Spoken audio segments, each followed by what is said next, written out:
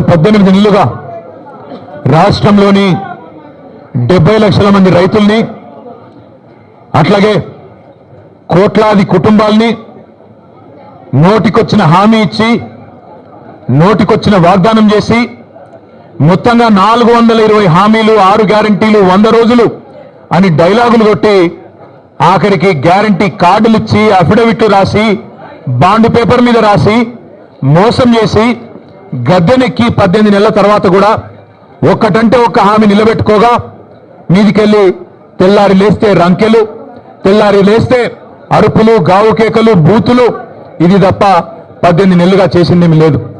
కానీ basic knowledge లేని ముఖ్యమంత్రి అని తెలిసినా ముఖ్యమంత్రి ముచ్చటపడుతుంది కదా, దమ్ముంటే రండి చర్చకు అని ఖార్గే సాబ్ సాక్షిగా సవాల్ విసిరింది కదా. కేసీఆర్ వస్తాడా, కేటీఆర్ వస్తాడా, ఎవరు వస్తారో రండి అని తొడగొట్టిండు కదా. వస్తాడేమో అనుకొని ఇక బేసిక్ నాలెడ్జ్ లేదు కాబట్టి ఓ 72 గంటల టైం తీసుకో, ప్రిపేర్ అయ్యి రా, నువ్వు ఎక్కడికి రమ్మంటే అక్కడికి వస్తాం. ఒకవేళ ఎందుకంటే నీకు మాట మీద నిలబడే అలవాటు లేదు కాబట్టి, నువ్వు మాట తప్పుతావని తెలుసు కాబట్టి, నీకు జూలై 8 నాడు 11 గంటలకు మేమే ప్రెస్ క్లబ్కి వస్తాం. ప్రెస్ మిత్రుల సాక్షిగా ఒక న్యూట్రల్ వెన్యూ మీద రాష్ట్రంలో మీడియా సాక్షిగా, రాష్ట్ర ప్రజల సాక్షిగా ఎవరేం చేసిండ్రో రాష్ట్ర రైతాంగానికి, రాష్ట్రంలోని యువతకు 10 ఏళ్ల కేసీఆర్ ప్రభుత్వం ఏం చేసిందో, 18 నెలల నీ ప్రభుత్వం ఏం చేసిందో తేల్చుకుందాం రమ్మని ముఖ్యమంత్రి గారు సవాల్ విసిరితే స్వీకరించి నేను వస్తా అని చెప్పిన. వస్తాడేమో అనుకున్న ముఖ్యమంత్రి, పోనీ ముఖ్యమంత్రి రాకపోతే ఆయన తరపున ఒక బాధ్యత గల్ల ఉప ముఖ్యమంత్రినో, ఒక వ్యవసాయ మంత్రినో, లేదా మరొక మంత్రినో పంపుతారేమో అనుకున్నా. కానీ ఇవాళ తేలిపోయింది, రేవంత్ రెడ్డికి రచ్చ చేయడం వచ్చు తప్ప చర్చ చేయడం రాదు అనేది మాత్రం ఖారాఖండిగా తేలిపోయింది. రేవంత్ రెడ్డికి బూతులు మాట్లాడడం వస్తుంది తప్ప రైతుల గురించి మాట్లాడడం మాత్రం రాదు అనేది స్పష్టంగా తేలిపోయింది. ఇవాళ బేసిక్ నాలెడ్జ్ లేని ముఖ్యమంత్రి ఆయన ఇరిగేషన్ అధికారుల సమావేశంలో తాను ముఖ్యమంత్రి అనేది కూడా మర్చిపోయి ఏ ప్రాజెక్టు ఏ నదీ బేసిన్ లో ఉంది అని ఒక చిన్నపిల్లగాడు అడిగినట్టు అడుగుతుంటే ఈయననా మన ముఖ్యమంత్రి అని చెప్పి, ఈయననా మనకు న్యాయం చేసేదని చెప్పి రాష్ట్రంలోని రైతులు ఇవాళ బాధపడే పరిస్థితి. వాస్తవం ఒకటి మాత్రం, నీళ్లు, నిధులు, నియామకాలు, ఇది ఆనాడు కేసీఆర్ గారు, తెలంగాణ ఉద్యమకారులు జయశంకర్ గారు, ఇంకా తెలంగాణ బిడ్డలు ఆనాడు తెలంగాణ ఉద్యమానికి ఇచ్చిన శీర్షిక నీళ్లు, నిధులు, నియామకాలు. ఇవాళ రేవంత్ రెడ్డి గారు కూడా అదే పాటిస్తున్నారు. నీళ్లు, నిధులు, నియామకాలు. నీళ్ళేమో ఆయన గురువు గారు చంద్రబాబు గారికి కృష్ణా నీళ్లను, గోదావరి నీళ్లను తెలంగాణ రైతులకు సున్నం పెడుతూ, తెలంగాణ రైతుకు మోసం చేస్తూ అక్కడ కింద గోదావరిలో బనకచెర్ల కడుతుంటే దానికి పచ్చజెండా ఊపుతాడు. కింద శ్రీశైలం నుంచి కృష్ణా నీళ్లు అటు పోతిరెడ్డిపాడు నుంచి తోలుకొని పోతుంటే దానికి కూడా కళ్ళు మూసుకొని చంద్రబాబు గారు చెప్పినట్టు కోవట్టు పాలన ఇవాళ నడుస్తా ఉన్నది రాష్ట్రంలో. నీళ్ళేమో ఆంధ్రాకు పోతున్నాయి, నిధులేమో ఢిల్లీకి పోతున్నాయి. ఈ నియామకాలు ఆయన తొత్తులు కొంతమందికి ఇచ్చుకొని వాళ్ళనే చూసుకొని మురిసిపోతా ఉన్నాడు. నేను అడిగిన ఒక కాంగ్రెస్ నాయకుడు ఫోన్ చేసిండు, ఎందుకన్నా ఇదంతా అని. నేను అడిగినా, మరి మీ ముఖ్యమంత్రి పిలిచిండు కదా, ఎక్కడ వేయండు అన్న ఢిల్లీకి వేయండు అన్నాడు. ఎందుకు వేయండి, ఏమిటి పోయిండు అని నేనన్నా. ఎరువుల బస్తాల కోసం వేయండి అన్నా అన్నాడు. ఎరువుల బస్తాల కోసం పోయిండట. ఎట్లుందంటే ఇది వెనకటికి ఎవడో తాటి చెట్టు ఎక్కిండట. ఎందుకు ఎక్కినవా తాటి చెట్టు అంటే దూడకు గడ్డి కోసం ఎక్కిన అన్నాడట. రేవంత్ రెడ్డి ఎరువుల బస్తాల కోసం పోయినట్టు ఎవరు నమ్ముతారా రాష్ట్రంలో? రేవంత్ రెడ్డి ఏ బస్తాలు తీసుకొని పోయిండో ఢిల్లీకి అందరికీ తెలుసు. రేవంత్ రెడ్డి వాళ్ళ ఢిల్లీ భాషలకు, కేంద్రంలో ఉండే పెద్దలకు ఏ బస్తాలు మోస్తాడో, ఏ బస్తాలు మోసి ఇవాళ ఆ పదవి కాపాడుకుంటున్నాడో రాష్ట్రంలో చిన్నపిల్లలకు కూడా తెలుసు. మనోళ్ళు సోషల్ మీడియాలో మా తమ్ముళ్ళు చెల్లెళ్ళు మంచి ముద్దు పేరు పెట్టిండ్రు. పేసీఎం అంటే పేమెంట్ కోటాలో తెచ్చుకున్న సీఎం పదవిని ఎప్పటికప్పుడు పేమెంట్లు ఇచ్చుకుంటూ కాపాడుకునే బాపత తప్ప నీకు రాష్ట్రంలో రైతుల మీద ప్రేమ లేదు, రాష్ట్రంలో గిరిజనుల మీద ప్రేమ లేదు, దళితుల మీద ప్రేమ లేదు, 42% రిజర్వేషన్ ఇస్తానని నువ్వు మోసం చేసిన బలహీన వర్గాల బిడ్డల మీద ప్రేమ లేదు, 2500 రూపాయలు ఇస్తానని నువ్వు మోసం చేసిన ఆడబిడ్డల మీద కనీస గౌరవం లేదు. ఇట్లా చెప్పుకుంటూ పోతే ఒక్కటంటే ఒక్క విషయంలో కూడా ఈ ముఖ్యమంత్రి గారు ఇప్పటివరకు సఫలం కాలేదు.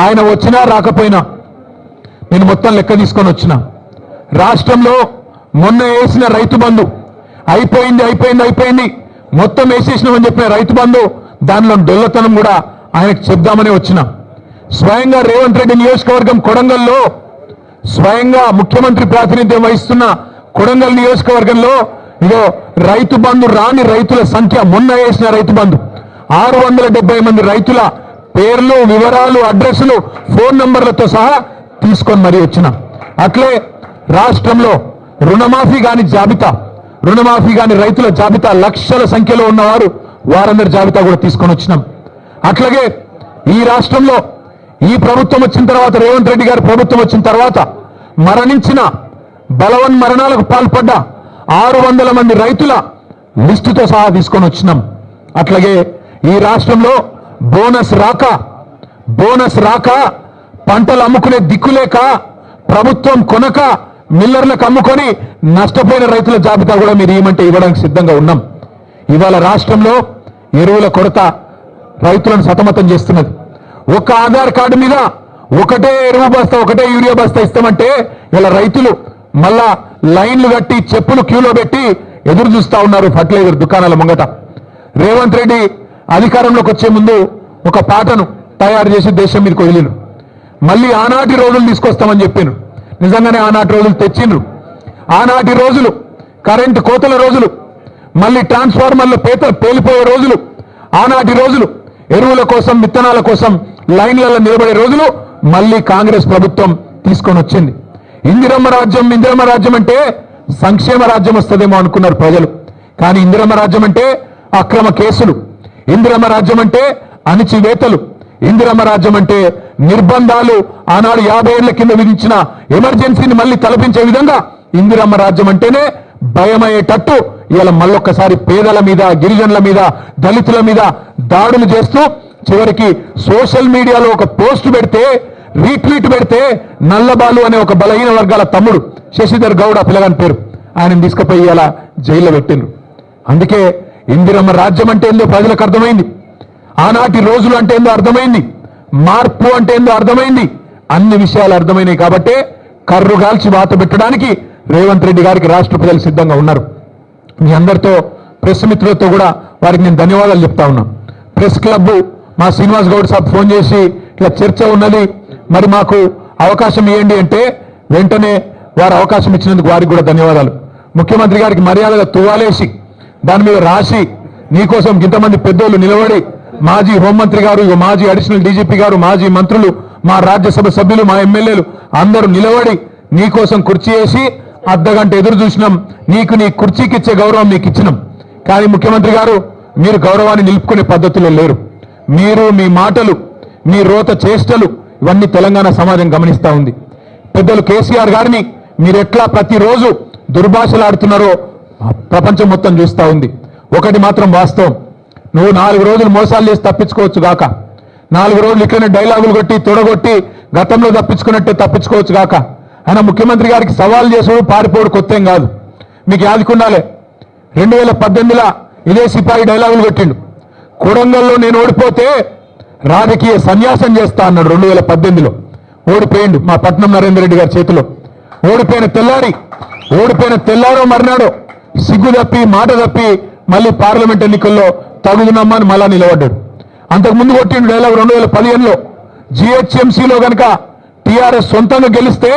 నేను రాజకీయ సన్యాసం తీసుకుంటా అన్నాడు మళ్ళా అప్పుడు కూడా మాట తప్పిండు ఇవాళ కూడా తొడగొట్టిండు సవాల్ చేసిండు రైతుల మీద యువత మీద ఎప్పుడు వస్తావో రా కేసీఆర్ వస్తాడా కేటీఆర్ వస్తాడా రండి అన్నాడు మరి నువ్వు రా రా రా అంటే నేను వచ్చిన నువ్వేమో పత్తలేవు రైతు బంధు మీద చర్చ అన్నావు అదేవిధంగా రైతు శ్రేయస్సు మీద చర్చ అన్నావు యువతకు ఇచ్చిన ఉద్యోగాల మీద చర్చ అన్నావు అన్నిటికీ మేము సిద్ధంగానే ఉన్నాం రేవంత్ రెడ్డి గారికి మళ్ళొక మాట చెప్తా ఉన్నాను నువ్వు ముఖ్యమంత్రివి నేను ఒప్పుకుంటా నువ్వు నాకంటే ఎక్కువ బిజీగా ఉంటావు నీకు నాకంటే ఎక్కువ పని ఉంటుంది నేను ఒప్పుకుంటా అందుకే మళ్ళొకసారి చెప్తా ఉన్నా ముఖ్యమంత్రి గారు ప్లేస్ మీరే డిసైడ్ చేయండి టైం మీరే డిసైడ్ చేయండి ఆఖరికి నీ జూబ్లీ హిల్స్ ప్యాలెస్కు రమ్మంటే కూడా తప్పకుండా వస్తాం కానీ మీరు ఏ అంశం మీద చర్చ పెట్టినా మేము సిద్ధంగా ఉన్నాం కేసీఆర్ తయారు చేసిన గులాబీ దండు గులాబీ సైనికులం సిద్ధంగా ఉన్నాం మాట్లాడుతూ ముఖ్యమంత్రి ఆయన మంత్రులు కొత్త పదం నేర్చుకున్నారు మేము కేసీఆర్ను రమ్మన్నాం.